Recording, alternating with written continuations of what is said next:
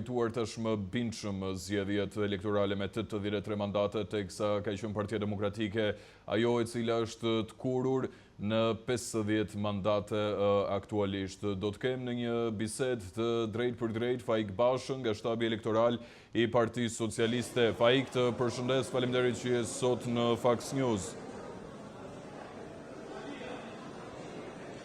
Përshëndetje, najsi. Faik, unë e shoh që puna vion ende në KZAZ numër 31, por përpara se të ndalemi aktualisht tek ajo se çfarë është duke ndodhur pranë kësaj qendre numërimi, dua të marr komentin tënd të parë sa i takon rezultatit tashmë të dukshëm. Partia Socialiste 83 mandate në rang kombëtar, Partia Demokratike 50 mandate dhe mandatet e tjera janë ndarë për partitë e vogla. Çfarë ndodhi në këto zgjedhje parlamentare, Faik? Ka kanë qenë qytetarët ata të cilët i kanë besuar integrimit të Shqipërisë në Bashkimin Evropian, çka ka sjell edhe këtë vot besim kaq madhor tek Partia Socialiste?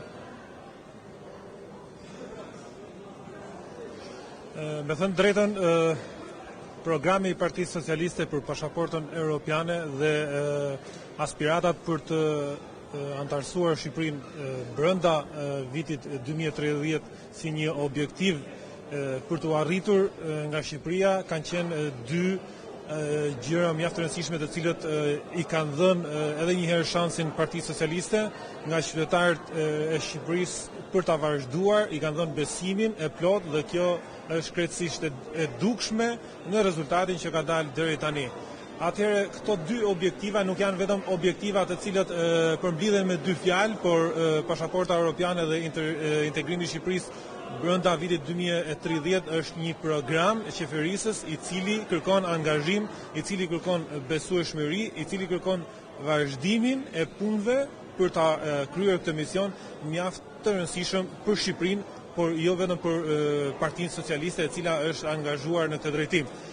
Mund të themi që brenda këtyre dy programeve të cilët në fund kanë një qëllim, Shqipëria e barabartë në Europë brenda vitit 2030, do të thotë që Shqipëria është e angazhuar, Partia Socialiste është e angazhuar të vazhdojë punën edhe me ritme më të larta për një program mirëqenie ekonomike, për një program zhvillimi, për një program i cili do të ofrojë më shumë siguri, stabilitet jo vetëm për Shqipërinë, por për krejt rajonin. Kështu që kjo është lexuar mjaft qartë nga qytetarët shqiptar, të cilët qartazi kanë dhënë një mandat të jashtëzakonshëm si asnjëherë tjetër më parë për Partinë Socialiste dhe për drejtuesit e tyre që kanë qenë të angazhuar në gjithë Shqipërinë dhe kryeministrin Rama.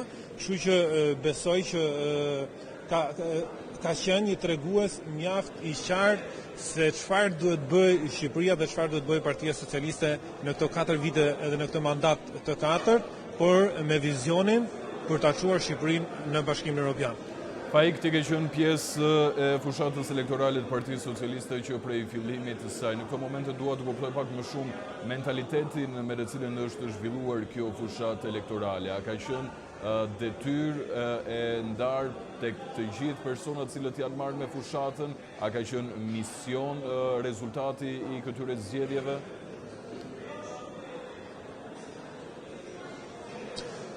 Atëherë, unë personalisht e kam marrë si mision, si qytetar i Republikës Shqipërisë, si një njeri i cili mendoj që ne duhet të vlerësojmë më shumë aspiratat e Shqipërisë, më shumë rrugtimin e Shqipërisë i cili duhet vazhdoj i pandalur drejt Bashkimit Evropian dhe mendoj që çdo qytetar duhet me patjetër të japi kontributin e tij që Shqipëria të avancojë.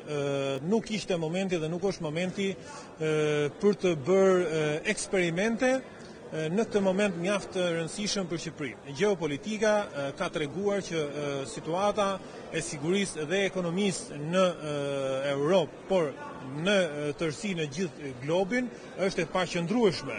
Kjo nuk të lejon që të bësh gabime, sidomos në këtë lloj situatash, sepse ne kemi parë që vende të cilët kanë bërë eksperimente në drejtim të vazhdimit të aspiratave të tyre drejt zhvillimit dhe drejt mirëqenjes, në momente të tilla kur globi është i paqëndrueshëm, kanë qenë fatale. Kështu që qytetarët shqiptar me një ndërgjegje të fortë kanë provuar, kanë guxuar që të paktën edhe 4 vite mos të rrezikojnë për të eksperimentuar ndryshime në këtë moment mjaft të rëndësishëm për sigurinë jo vetëm të rajonit, por paktën mund të themi edhe për Europën.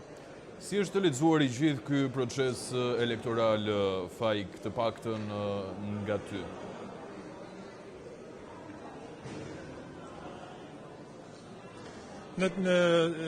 Si subjekt apo në tërësi si proces elektoral.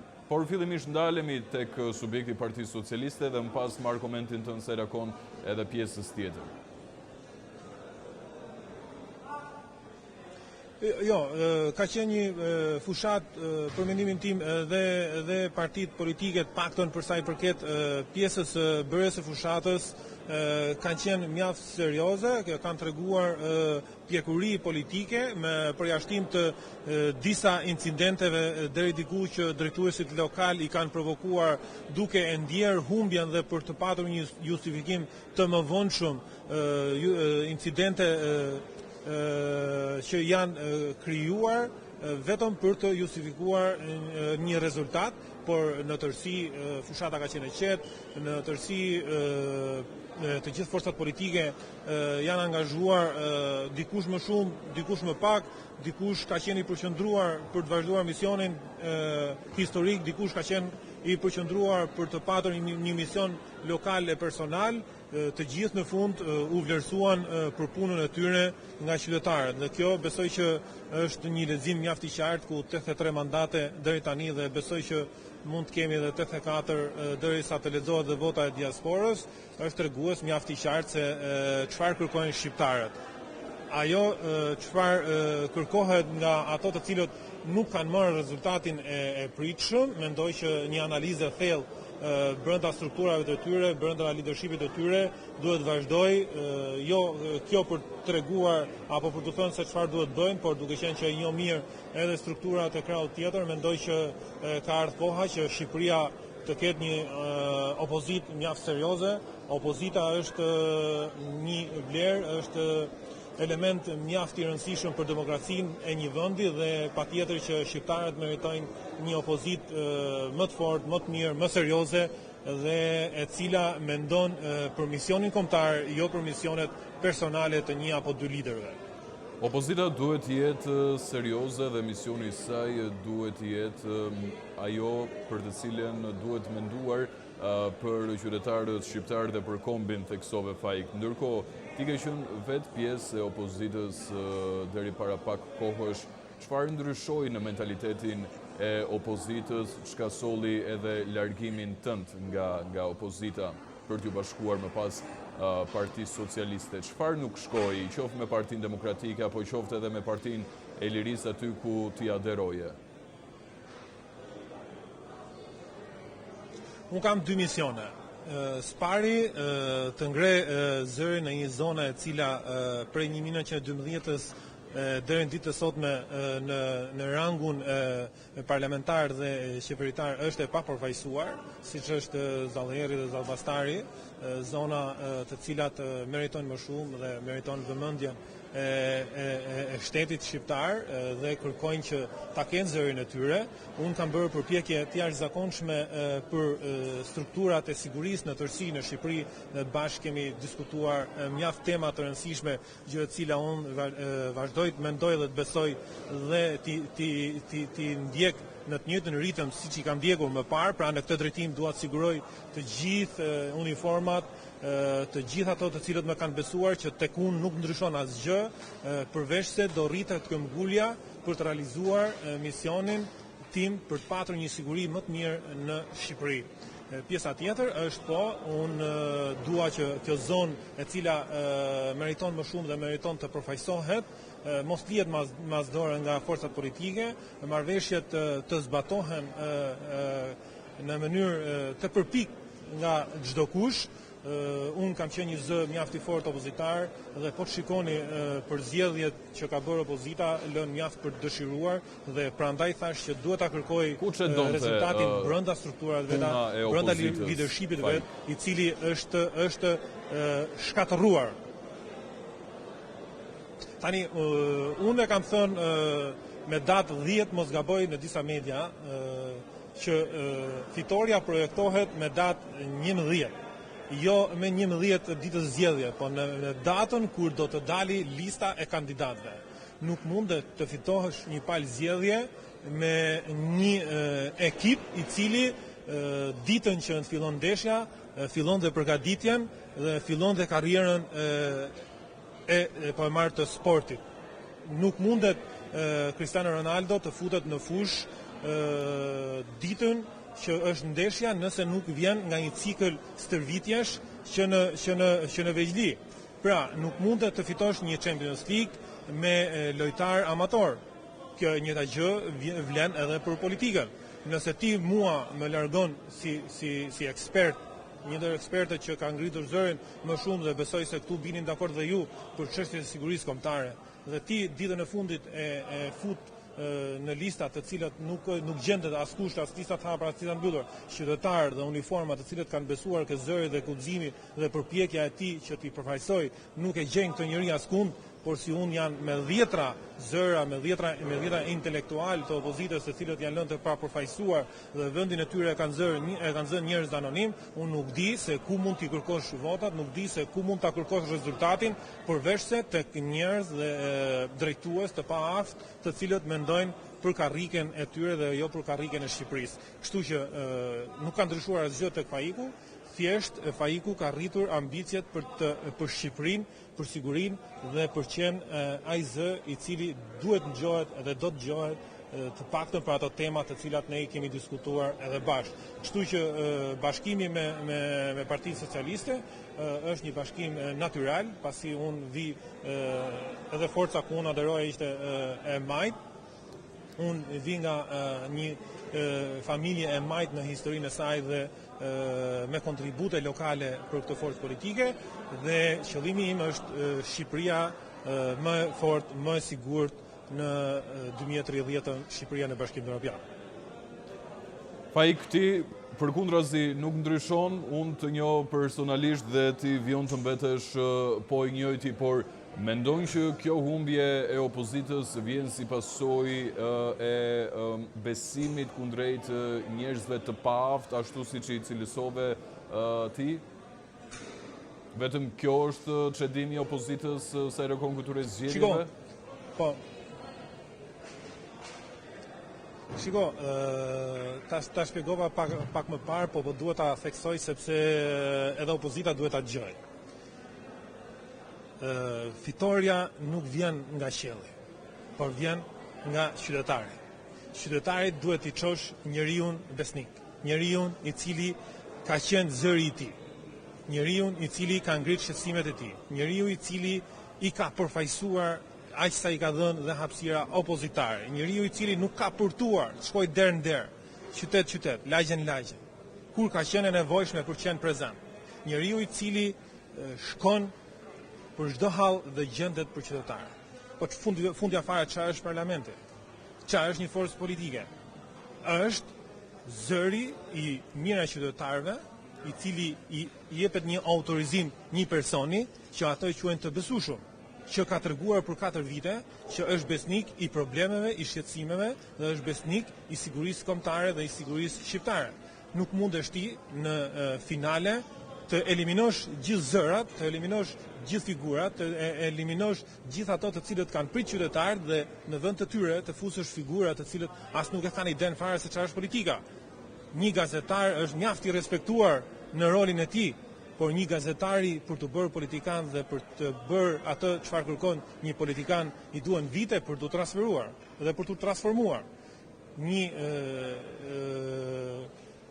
sigurie, personi i cili është marrë me sigurim, i duhet vite, pavarësisht se ka dhënë kontribut dhe ka qenë në komunikim të përhershëm, vazhdueshëm me qytetarët në një formë në një tjetër, prapë kërkon një kohë të saktuar. Por ti të pretendosh që në kushtet ku është sot Shqipëria, në angazhimin që duhet bërë shteti shqiptar për të arritur sa më parë për shkak dhe situatës gjeopolitike globale, se nuk është fjala vetëm për Shqipërinë brenda, po bëhet fjalë për gjeopolitikën e cila është lëkundur. Ne e dimë që pas ardhjes Trumpit situata dhe siguria ka ndryshuar, jo vetëm në rajon, por edhe situata në tërësi globale. Kështu që kërkohen përkushtim, kërkohet më shumë kujdes dhe kërkohet më shumë përgjegjësi nga gjithë forcat politike që aktorët dhe njerëzit që i përfaqësojnë këto forca politike të jenë mjaft serioz. Unë mendoj që jo ka çeduar, po bëj një analizë të gjithë kandidatëve dhe do të shikosh se sa kanë qenë të pëlqyer nga qytetarët. Dhe nëse do kesh një shqetësim apo argument nga të tjerë që do thonë jo, nuk kemi pas hapësirë dhe mundësi të përbashkët, shikoje Ilir Ali Mehmetin dhe Jorida Tabakun që ndodhet dhe sot këtu në këtë KZZ, sa është përkrahur nga qytetarët dhe pse qytetarët e kanë pëlqyer këto dy persona. Çfarë ndryshojnë këta nga ato që shkojnë për të marrë mandat në emër të opozitës shqiptare dhe marrin nga 200 vota, që nuk i voton as shtëpia. Edhe në këtë formë nuk mund ngresh një opozitë të shëndosh, në këtë formë nuk mund shkosh ke qytetari dhe në këtë formë nuk mund të jesh alternativ. Nëse ti eliminon gjithë ato aktivistë të cilët kanë qenë zëri i tyre dhe fut njerëz anonim për të menduar për karriken e tyre dhe për të menduar për të mbajtur karriken tënde, nuk mund të fitosh. Opozita është mision. Opozita nuk është përfitim. Opozita është mision kombëtar. E kështu duhet sillen liderit e tyre. Në fakt, Faik, sipas deklaratave gjatë ditëve të fundit, ka qenë vetë opozita jo e cila e ka cilësuar si një masakër elektorale atë se çfarë ka ndodhur në zgjedhjet parlamentare të 11 majit. Një koment sa i takon këtyre deklaratave dhe deklaratave për mosnjohje të këtij procesi? Nuk e di, me gjithë respektin, dhe do ta përsëris prapë, Jorida Tapaku është e quan masakër, sepse i ka marrë votat, të cilat ndoshta meritonte më shumë, por puna, përplasjet apo historia e opozitës e cila ka kaluar një situatë jo të lehtë në 4 vitet e fundit, por mendoj që nuk ka patur problem në bërjen e fushatës, nuk ka patur problem në angazhimin e saj në fushatë dhe nuk është penguar në asnjë lloj forme dhe besoj që rezultati po tregon që njeriu i cili pëlqehet nuk mundet të pengohet. E kuptoj. Faik, në 16 maj, kryeqyteti shqiptar pret liderët ndërkombëtar, pret faktorin ndërkombëtar i cili është cilësuar dhe është theksuar vazhdimisht të paktën gjatë këtyre ditëve. Ky faktor ndërkombëtar dhe kjo prezencë e disa prej liderëve më të rëndësishëm të Europës e konfirmon edhe një herë marrëdhënien e shëndetshme të liderëve europian me Shqipërinë dhe me personin që drejton Shqipërinë, pra zotin Rama? Shiko, Shqipëria është orientuar drejt rrugës europiane dhe kjo nuk ka pikë dyshimi. E rëndësishme është se cila nga forcat politike e cila kërkon të ketë mandatin nga qytetarët për ta shuar Shqipërinë përpara, është më e gatshme dhe është më serioze në sytë e qytetarëve. Kjo tregon që Shqipëria është tashmë një partner serioz në dyert e Bashkimit Evropian. Është një partner serioz për qeverinë e Bashkimit Evropian.